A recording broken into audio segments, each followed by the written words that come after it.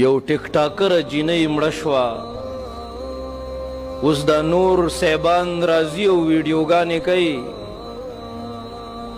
وایي د دې دا ناچګانې مه ګورئ ځکه چې هغې ته په قبر کې تکلیف رسي.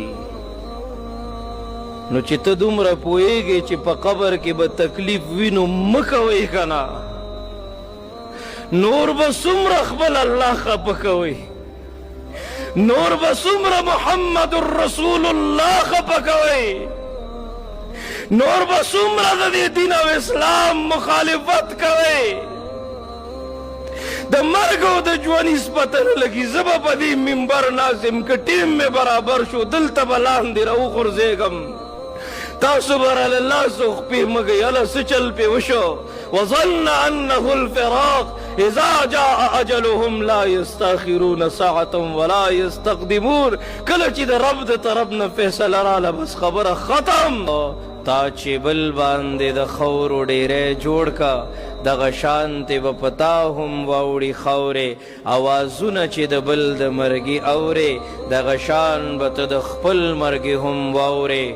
عجیبه رحمانه زړه دې د کتو دی چې مرګی په دنیا شته او ته لا خاندې، او یو زنده چې د مرده په قبر تیر شي دومره بس دی نصیحت په دې دنیا. او په مزار مې داسې چپ ولې تیریږي، تورې خاورې خو آواز کولی نشي. ټیک ټاک به خلک ګوري، ستا بې حیایي به خلک ګوري.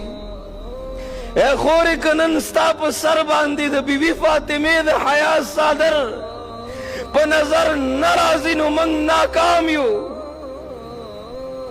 دا د ګناهونو دلدل به موږ د جهنم کندو ته وغورځئ.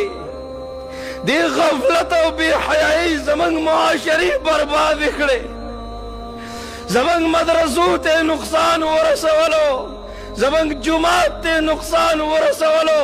وګوره خاندانونو کې کورونو کې توړ پیدا کړی دی، زموږ د سجدو نه حسن ختم کړی دی که نه.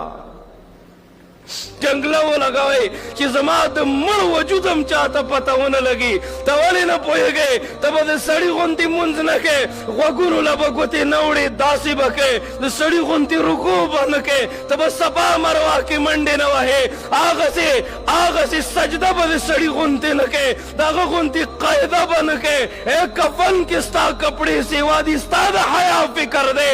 ته چې قبر ته کوزېږې خلک څادرې تاو کي چې ستا په مړ وجود باندې د چا نظرونه لګي. اے رب کائنات په قبر کې دننه په کفن کې ستا سر تور نه مني.